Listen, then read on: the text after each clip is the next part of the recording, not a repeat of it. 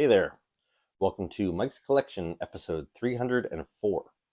I'm Mike, and the part of my collection that I'm going to be talking about today is Mattel's Masters of the Universe Origins Wave 13. Now, I'm a big fan of the Origins toy line.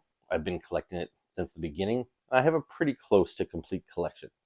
And if you want to see reviews of any of the earlier toys, you can find them on my channel. There's a playlist there. And I have reviewed waves 1 through 12. I've also reviewed the Castle Grayskull. I've reviewed some of the vehicles, some of the box sets, some of the online exclusives. So yeah, lots of figure reviews on there for Origins.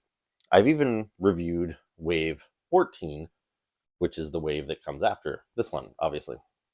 And the reason for that is both those waves went up for pre-order right around the same time. And I had made the decision at the time to skip on one of the figures from Wave 13. I just kind of thought, I don't really like that figure. One of the things I liked about the Origins line when it first came out is that it was relatively affordable compared to a lot of the other figures that I was collecting. But that has kind of changed over time. These figures have become harder to find, and I had to buy them all online, so there was always shipping fees associated with it. There's more and more online exclusives. So I've become a little bit more, a little bit more choosy, I guess. So I thought, I'm not going to buy one of these figures from Wave 13. So I only ordered 3 of the 4, and I ordered all 4 from Wave 14. And then they arrived in the mail, and I was all set to do this video a while back, a couple of months ago. But then I was second guessing myself. I'm like, should I have bought that figure? I really don't want to do a review of the whole wave and then later buy the figure alone and then have to try and stick it into another review. So I thought, you know what? I am going to order it. And I just skipped this wave and I went ahead and reviewed my Wave 14 figures. I ordered this figure. The reason it took me a little while to get it is because it was not available on Big Bad Toy Store any longer, which is the website where I buy most of my toys online.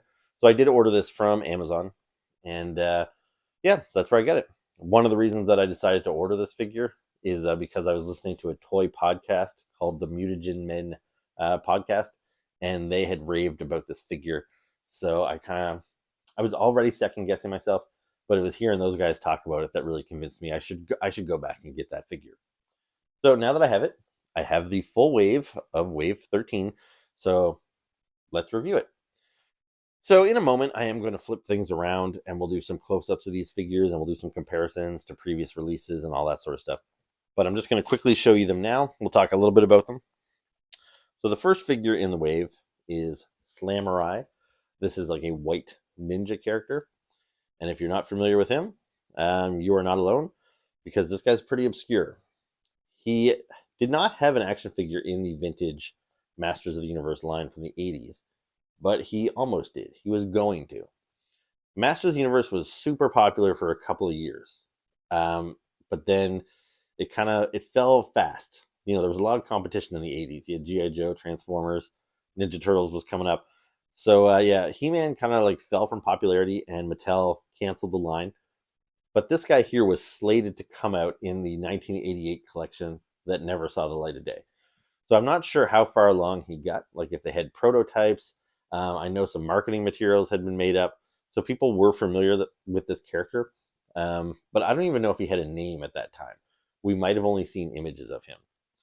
So when a couple years ago, from about 2009 to 2019 or so, Mattel was making a line of figures called Classics, which was a 7-inch line of figures. And because that line went on for 10 years, they went really deep into the Masters of the Universe lore. I was a big fan of that toy line. As you can see behind me here, I've got a pretty thorough collection of Masters of the Universe classics. Anyway, it was in the classics line that they gave us our first ever action figure of this white ninja guy, and his name was Slamurai. So I'm not sure if that name existed previously or they just came up with that name. But so Slamurai was released as the classics, and I would have liked to have gotten him, but he was released as a PowerCon exclusive, so you could only get him at the conventions. There were some available online, but he was very expensive. He was part of a 3-figure box set, and this thing would have cost me about $300 to get these 3 figures. And considering the figures were, kind of obscure, they weren't anybody I had nostalgic ties to from when I was a kid. Plus, it was the last gasp of the classics line. I already knew the line was being canceled, so I didn't really feel compelled to spend that much money on these characters. So I never got the classics version. So the fact that they're putting them out again now in the origin style, that's pretty awesome. So I finally got my first ever Slamurai figure, and I dig it. But yeah, we'll take a closer look at him and look at him in a little more detail in a moment. Next up is a figure who has basically the exact same origin story. This here is the Snake Trooper. So this is kind of a generic Snake Man soldier. The Snake Men were the villains that were kind of introduced near the end of the Masters of the Universe toy line. And so they were going to keep going with that in 1988 and give us this generic Snake Trooper. He's a mix of parts, which we'll talk about in the close-up. But anyway, he never saw the light of day either. And in that same convention set, in the Classics line, they released Slamurai along with 2 Snake Troopers. So those were the other 2 figures. So if I wanted to spend $300, I could have had these figures in the classic style. The classic figures are better. There's no denying that, really. But anyway, I'm just glad that they gave us another shot at these guys in the Origins line. And they're pretty cool. So we'll take a closer look at him shortly. Next up, so this one's something a little different. This is King Randor. This is He-Man's dad. Now, he appeared in the vintage toy line, and he was kind of in this like battle armor. And then he also appeared frequently in the cartoon, but he was a little bit more, I don't know, more of a homebody, I guess. He just wore robes and stuff. He wasn't really wearing armor. So in the vintage toy line, we had the armored version. The cartoon, we had the robed version. And in the classics line, we got both of those versions. And in the Origins line, we've already got the armored version, which was based on the vintage toy from the 80s. This is not the robed version as you might expect. Although we might get that one soon because Mattel has kind of shifted focus from the Origins line over to their new cartoon style Filmation figures. So I wouldn't be surprised if we get a Filmation accurate Randor somewhere down the line. But this one here is actually based on the 2002 cartoon. So that series ran for about 3 years, and there was a toy line that corresponded with it that ran about the same amount of time. Most people refer to it as 2000X, just to kind of cover that whole 3-year period. So this is the 2000X Randor, which is pretty cool, because I was a big fan of that 2000X series.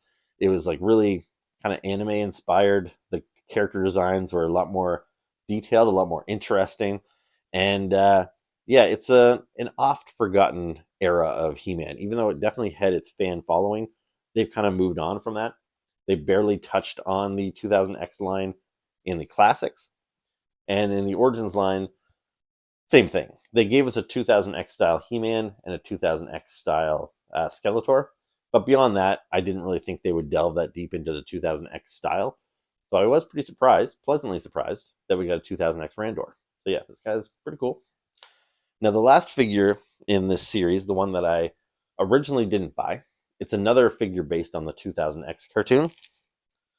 And this is Snake Teela. So there was an episode of the 2000X cartoon where a couple of the characters like Teela, like Man-at-Arms, they got turned into snake people by the Snake Men.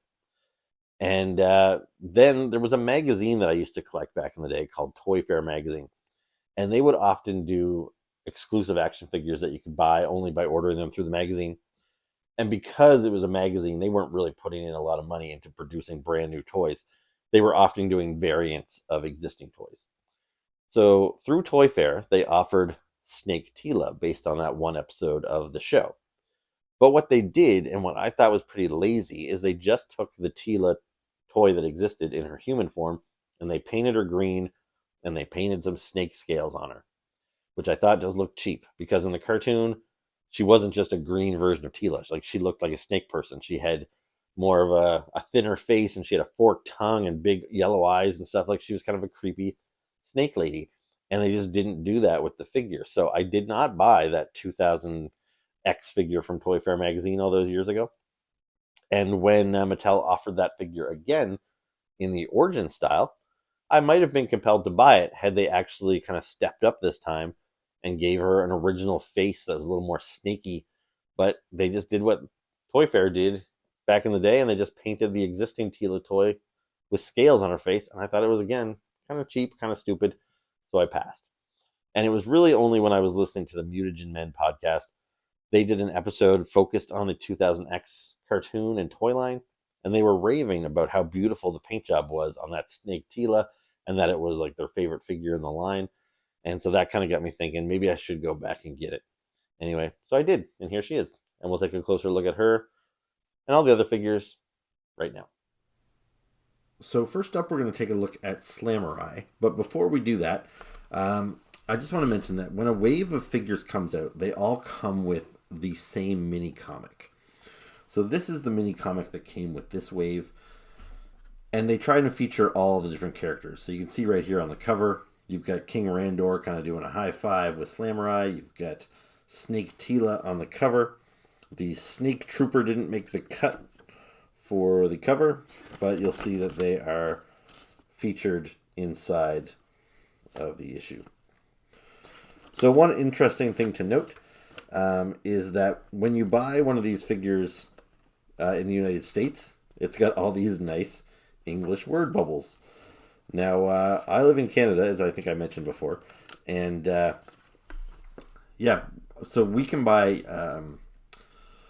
international versions of these figures, and I didn't really realize the difference. Some of the figures I was buying in Canada, some I was buying online from the States, but some of my mini comics had no text. It was just the images and no text, and I didn't understand why. It was only later that I realized that when they make international comic books, rather than print these in French and in German and in Italian, they just sell blank versions with no text. So it's a lot more confusing. So it is nice when I get these figures from the States, because then I can actually read the storyline.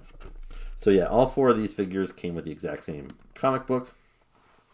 And I'm not really going to dwell on it too much in my little review here, but every one of the figures comes with a little sheet like this that tells you what the removable parts are.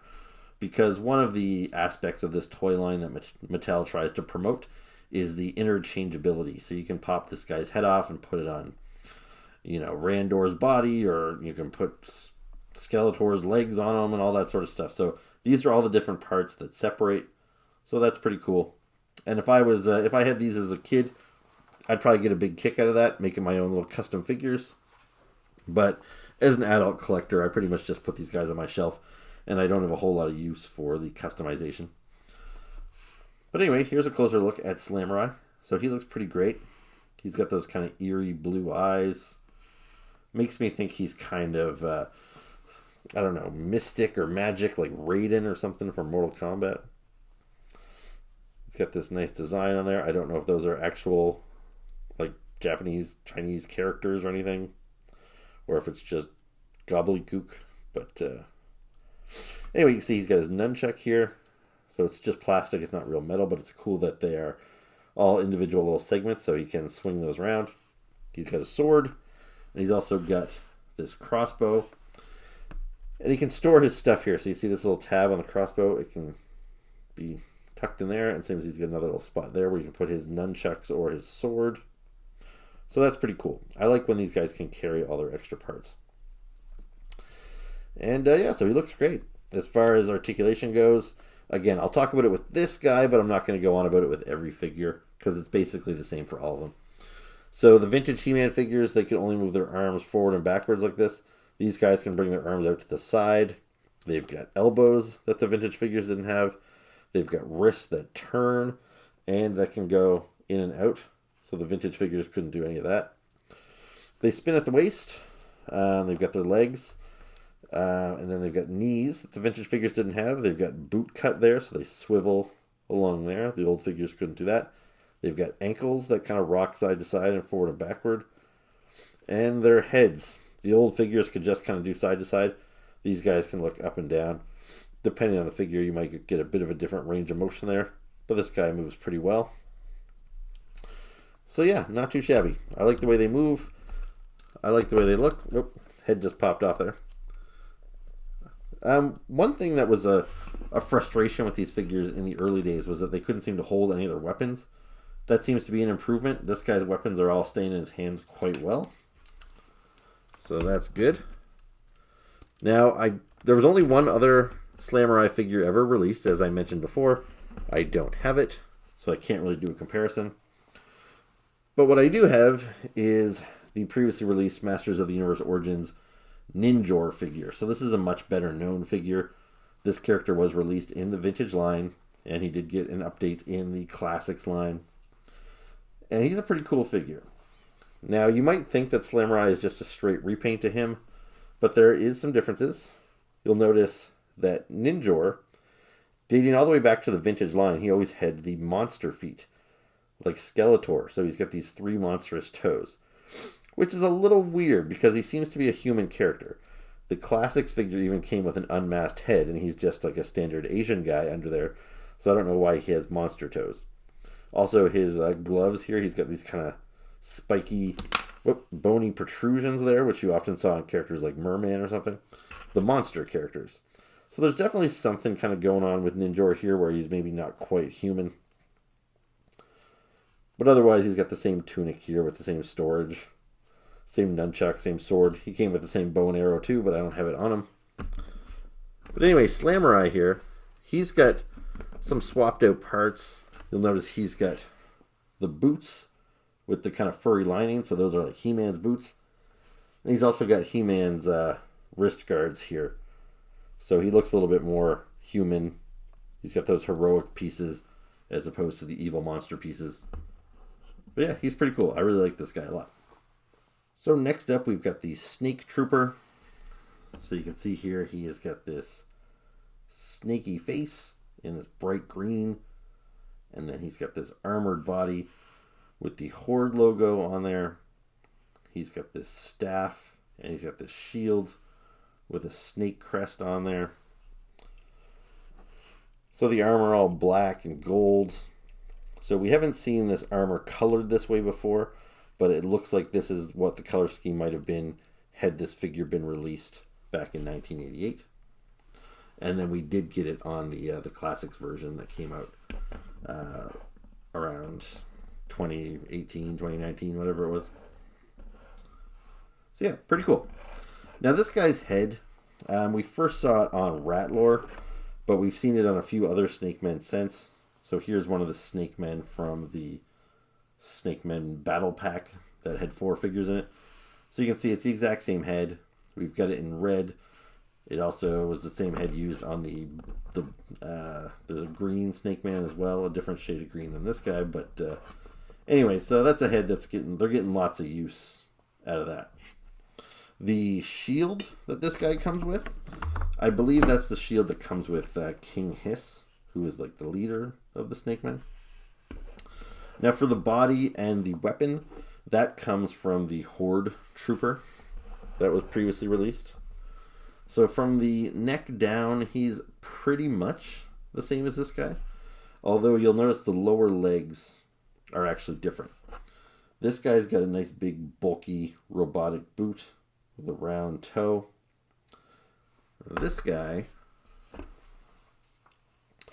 he's got a boot. There is no robotic.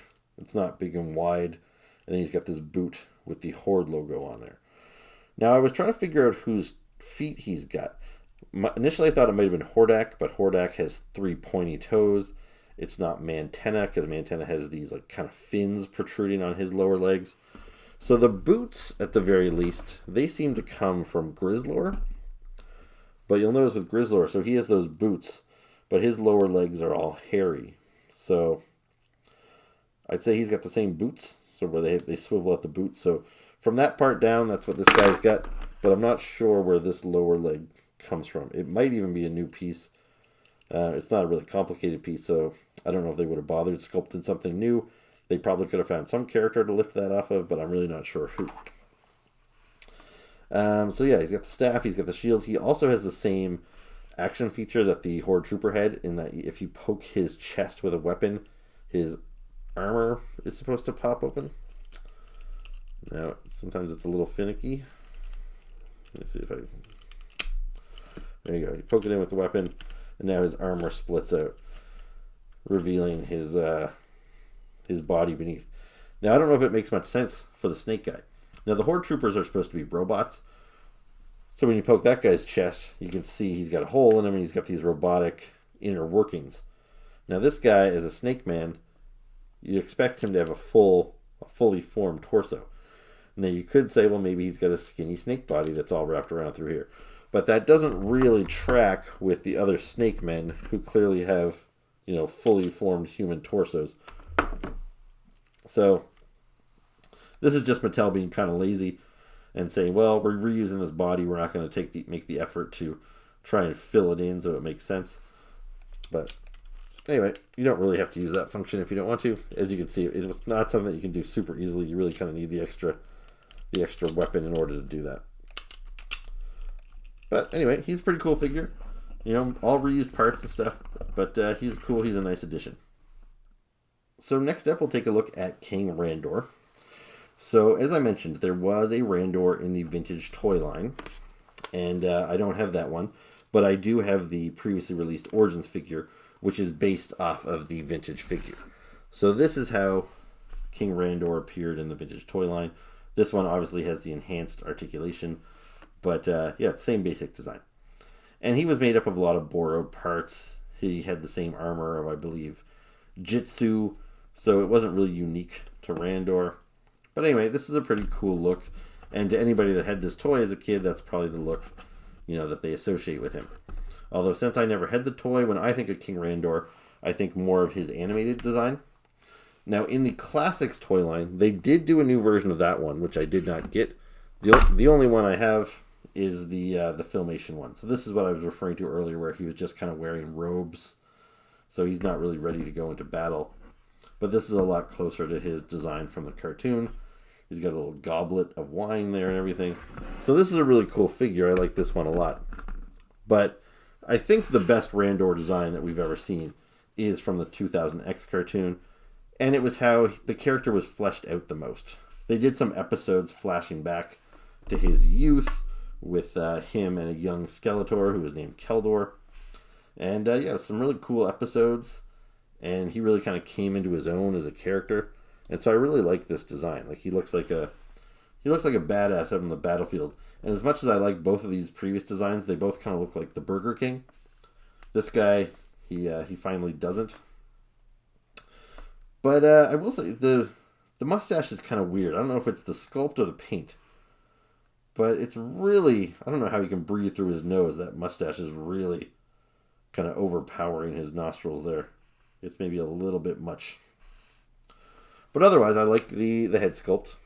The hair is nice and dynamic looking. He doesn't look so kind of plastic and perfect like this guy's hair. He's got this kind of cool staff. That's his only accessory. He's got the cape, which is removable. You probably have to pop his head off to get the cape off. But yeah, it's a neat design. Now, he didn't actually have an action figure in the 2000X toy line. But there was a statue of him made, which I had shown you earlier, but I'll put that up again. So you can see how this relates to the statue. I never had the statue, and I'll be honest, I don't think I ever knew that this design had this kind of one armored leg and one not. I never really noticed that in the cartoon. But that's kind of an interesting design. Anyway, I don't know why you would armor one leg and not the other, but it's a cool figure. I like this guy quite a bit. And lastly, we have the Snake Teela. So now we'll get a closer look at that paint job. So I don't know how you feel about it. I've kind of accepted it. I've gotten used to it, but I still think it's kind of lazy. I think they should have sculpted her a brand new head. Like in the Classics line, they also did a snake version of Man-at-Arms, and they gave him a whole new head. So again, the precedent has been set. And as much as the podcast guys had raved about how nice this paint job was on the Toy Fair exclusive 2000X version of Snake Teela, I don't know if that quite carries through to this one. When I look at the pictures of the 2000X one, I do think they put a little bit more effort into this paint job. It's still not great, but I think it's actually even more lackluster here.